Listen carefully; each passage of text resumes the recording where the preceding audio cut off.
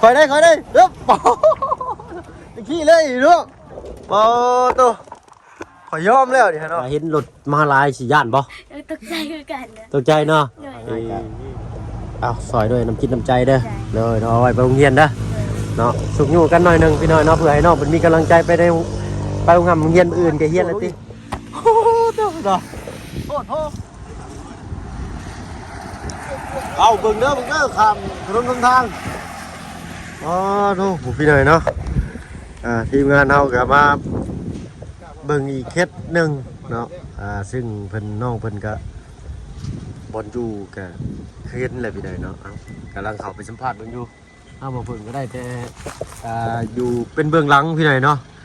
ว่าทีมงานเฮามาเป็นแบบใดเนาะมาเบิดทุกคนเนาะทางบ่าวบุญบ้านป่าทางลุงเฮิมลุงจันบ่าวบุญสารวัตรอาจารย์ลาวบ่าวเสียงพี่น้อยเนาะพูดละดูพี่น้อยเนาะ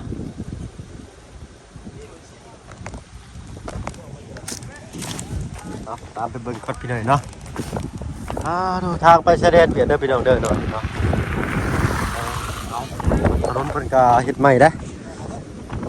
โธ่มีหยังบ่บุญเด้อเฮ็ดเด้อ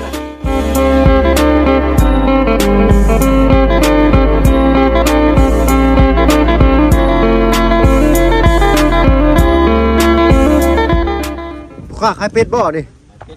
ตัวเท่าไรนี่ฮะตัวใหญ่นี่เวียดเอาเวียด300,000เด้อเราเวียดดูในไอ้ขาย300,000ตัวน้อยนี่2ตัวนี่500,000 2ตัว500,000โอ้ยโดยแพงเด้ตัวแม่นี่ก็สิตัวน้อยแน่นี่โดยตัวผู้2ตัวบ่นี่2แม่2โอ้ตัวลุงเฮิมนอกมากอ่ะดิเนาะขายเบิดซุ้งนี่เอาไปเลย1ล้านกีบเบิดชุ่งเอาให้ไปเลยชุ่งก็ให้บ่เอาไปอบเชียวผิดดีเอ้ยให้ค่าคอยวิธีเป็นโทษดิโอ้ยเนาะผิดนี่เอา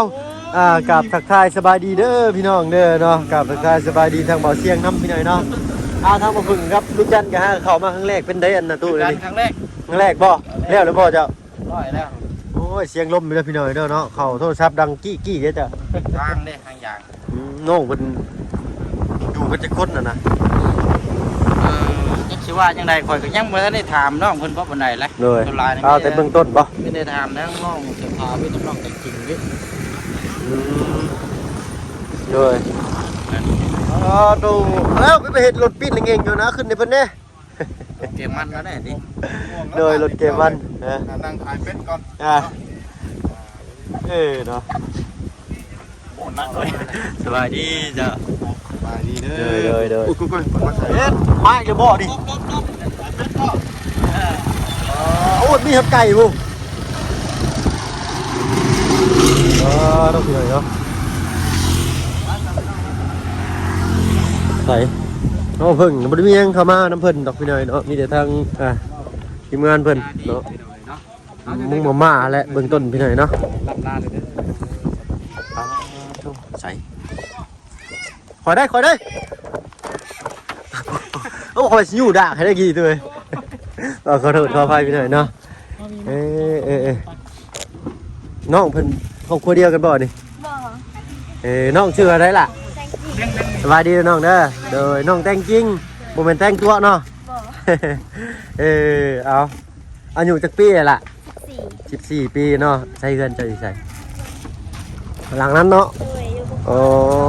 หน่อยสบายดีเจ้าสบายดีพ่อเจ้าบ่อนชื่อเป็ดมาเมื่อกี้นี้เจ้าเป็นแม่ค้าขายเป็ดบ่พ่อเจ้าขายเอาเนาะขายพิษก็เลยบ่ได้ขายให้พ่อขายแทนเฮียนพิษเฮียนถือแล้วน้องนะ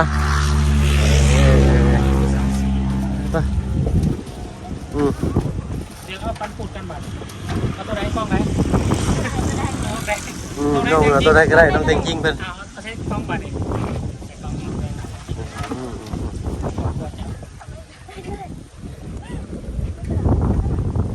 ต่างคนต่างเกรงใจกันบาดนี้เนาะ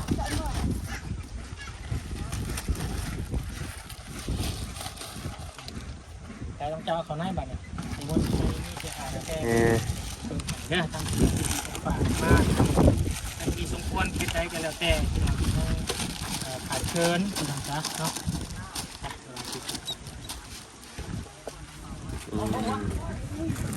เอาส่งแล้วก็ขาดซะเนาะเมย์ก็อยู่เฮือนบ่ล่ะ ขอโทษขออภัยมาได้ใส่ล่ะมื้อนี้มาได้ใส่ เอาน้อง เอาน้องอยู่เฮือน โดย บ่ได้เข้าโรงเรียนบ่ เข้า เข้าอยู่เนาะ ว่าในที่พัก อ๋อครูภาคเข้าห้องไหนล่ะ ก็หา ปหา ก็หาอยู่ห้องเดียวกัน อ๋ออยู่ห้องเดียวกับน้องเพิ่น โดย เนาะเอ้ยแต่ครูเพิ่นพักได้จักเดือนล่ะ มือเดียวนี่ นักก็พักมื้อเดียวนี่ โดย วันยังมื้อนี่วันยังมื้อนี่ วันประหัส วันพฤหัสเนาะอื่นๆต้องเข้าโรงเรียนจะเข้าโรงเรียนบ้านได้ล่ะ สักกี่ที บ้านสกีพิน โดย อยู่นี่เนาะสกีพินใหญ่นี่เนาะ โดย เอาเนาะอันนี้เป็นเฮือนน้องแตงจริงเนาะมีทางเฮือนเพิ่นกะ จะชินอนอยู่บุคคลเลยค่ะนี่ เฮือนนี้นอนอยู่6คนเลย โดย อันนี้ได้สาเฮือนหลังนี้เด้ ก็ตั้งได้อยู่14กว่า 10 ปีกว่ายังหมดแล้ว โดยยังบ่มีเงินเลย ยังบ่มีเงินโอ้ยโดยเนาะ พ่อ ตั้ง กะเท่าแล้วกะสิบ่เฮ็ด พ่อก็เฒ่าเลยเนาะ พ่อสู้บ่ไหวแล้ว พอสู้บ่ไหว้แล้วได้แต่ไปหับเพิ่นไปหับเป็ดจากชาวบ้านมาแล้วก็มาวางขายอยู่หน้าบ้านมื้อขายได้ก็ได้ มือขายบ่ได้ก็คือตายเลย ขายบ่ได้ก็คือเป็ดก็คือตายเลย โดย เนาะพี่น้อยเนาะเจ้าได้สาเหตุหยังซอยพ่อแม่ล่ะ ก็เอาน้อง เอาน้อง โดย โดย มือไปโซนหอยกับไป ไปสอนหอยก็ไป โดย ได้มาแล้วก็ขาย บ่ กินเองโดยเนาะเอาน้องเพิ่นก็บ่ได้อยู่ซื่อบ้านน้องเพิ่นสร้างมา10ปีพี่น้อยเนาะเบิ่งจากเสาเนาะเอาโอ้ยบักหลาขามถนนเนาะขายได้มื้อจักโตล่ะเป็ดจ้ะ ยังไม่ได้ขายเลย มื้อนี้ยังบ่ได้ขายเลย เลย พอไปขายยุ่เห็ดเลย อ๋ออันที่เพิ่นเอามาเนี่ยคือเพิ่นไปขายแต่เวียดขายบ่ได้แล้วเอากลับคืนมา เลยมือกับลูกมือกับขายได้อยู่ โอ้เจ้านี่คนเวียดบ่หรือคนอันลาวเลย ครึ่ง ลูกครึ่ง เลย เวียดลาวเนาะโดยปลาไปคือย่างก็ห่มปุ๊บป่ะเนาะยันเจ้าแดดโอ้คืออะไรออกก่อนบานนี่พี่หน่อยเนาะ นี่อยู่กันจะคนอันนี้ล่ะ6 คนอันนี้เป็นเพื่อนน้องเพิ่นพี่หน่อยเนาะน้องแตงกิ้งว่าซั่นซะสบายดีเด้อทั้งตัวแม่เด้อเด้อสบายดีบ่ล่ะสบายดีเป็นบ่เอาว่าบ่ล่ะแขนเป็นยังนี่เบิ่งแน่ใช้แขนเจ้านี่ผู้นี่ผู้ใหญ่เด้บ่ข้างนี่ง่ายขึ้นนี้คิดว่าเพิ่นเป็นปานเนาะบ่เพิ่นก็เป็นปานนะอันนี้ทางพ่อเพิ่นเนาะมาแต่ขายอยู่เหยียดว่าซั่นซะเพิ่นก็อายุหลายแล้วก็ได้แต่หับจากชาวบ้านแล้วก็ไปขายต่อคือขายบ่ได้ก็เอามาค้างที่คอกก็เลี้ยงก็กินห้ำเขาเองอีกเนาะคันว่าอยู่เฮิงหลายก็เปลืองห้ำเขาอีกบาดนี้ต้นทุนแม่นเปลืองห้ำแล้วก็เพิ่มต้นทุนขึ้นบาดนี้บักพร้าวได้ซะบ่ขายบ่บักพร้าวนี่ ค่าของเขา บักพร้าวของกระเจ้าเนาะ ได้ชิปมาโตลูก ใต้ลูกน้องบางแรงไก่แบบ โดย เขาขายนะครับ เขาเพิ่นมาขายเขาว่าเฮาป้าไปหึงก็สิ้นเปลืองต้นทุนห้ำเขาเองอีกเนาะ ก็ได้พอได้ซื้อเขา เดี๋ยวบ่ได้เฮ็ดหน้าบ่แม่ บ่มีได้มีส่วนมีส่วนกล้วยกับบ่มีส่วนมันกับบ่มี เนาะมีแต่รับจ้างสิเนาะซื้อข้าวกล้องเพิ่นก็สิเฮ็ดเฮือนพี่เลยเนาะอยู่กันจักคนน้องนี่6 คน เลย ต้องใช้ขออนุญาตส่งมึงนี่เด้อ เอาเขา โดยบ่เป็นหยังแม่เนาะมุ้งก็ขาดซ้ำยุงบ่กัดบ่น่ะ มึงเขาซื้อเลยนะ มุ้งเพิ่นช่วยเหลือคือกันเลยโอ้อยู่ที่นอนพี่เลยเนาะขออนุญาตพี่เลยเนาะโดย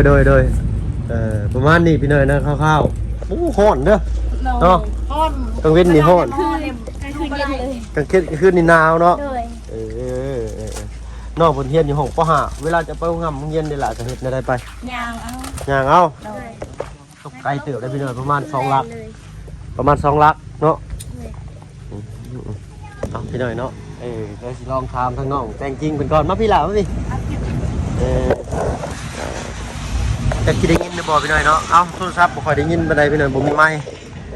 น้องล่ะเขาเย็นห้องปห้าอายุ14 ปีเนาะน้องเขียนได้หรือบ่ เขียนได้แล้ว เขียนได้เลยเนาะโอ้ถือว่าเก่งเลยนี่เนาะเป็นพี่น้องกันบ่กับน้องยังก็น้องใจดี เป็นพี่น้องกัน อ๋อแม่ของเรานี่เป็นเอื้อยของแม่เจ้า ด้วย โดยพี่น้องเนาะ ผู้ซื้อเลี้ยงนะเป็นพ่อเรานะเป็นเอ้ยผู้นี้ ผู้ซื้อเลี้ยง อ้าย เป็นอ้าย ด้วย โอ้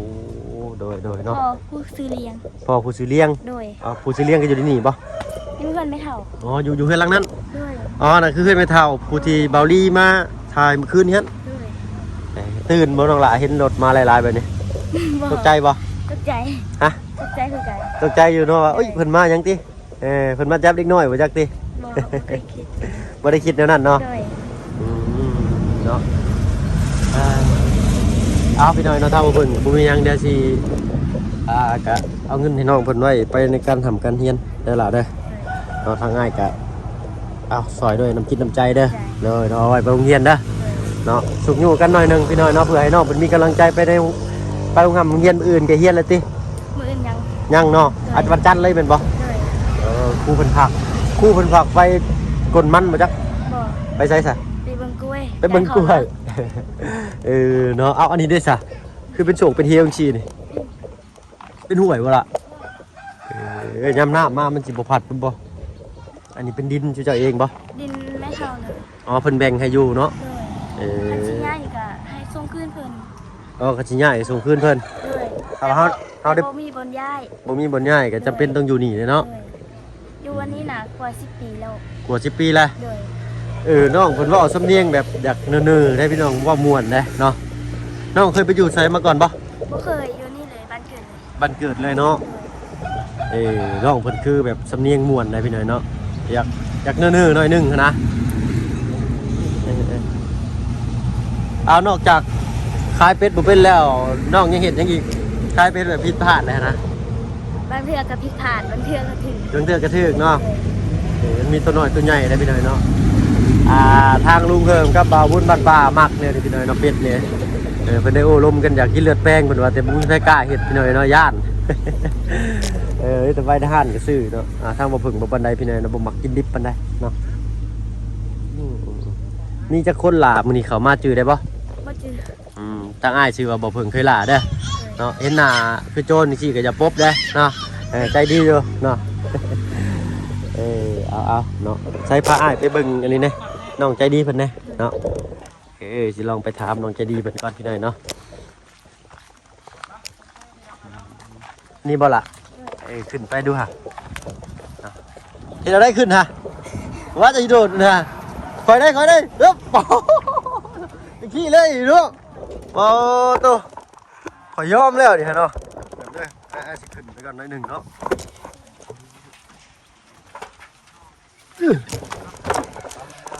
ใช่ละเขาไปเบิ่งอยู่ฮะเป็นปองเป็นหู ที่ย่านอยู่ในเห็นนี่นะ เห็นญาติเจ้าน้องญาติอยู่ปะ เดี๋ยวเห็น แทบกะเอ๊ะแต่โอชี่ละบาดนี่แล่นแล้วบาดนี้เอ้าไฟขึ้นมาจูดใส่อันบอลลุมไหม้แท้นะฮะบ่ญาติมันปิ้วขึ้นมาทึ่งบ่เบิ่งคอยเข้าได้บ่นี่ ทำทุกเลย เอาสบายดีเด้อน้องหล่าเด้อ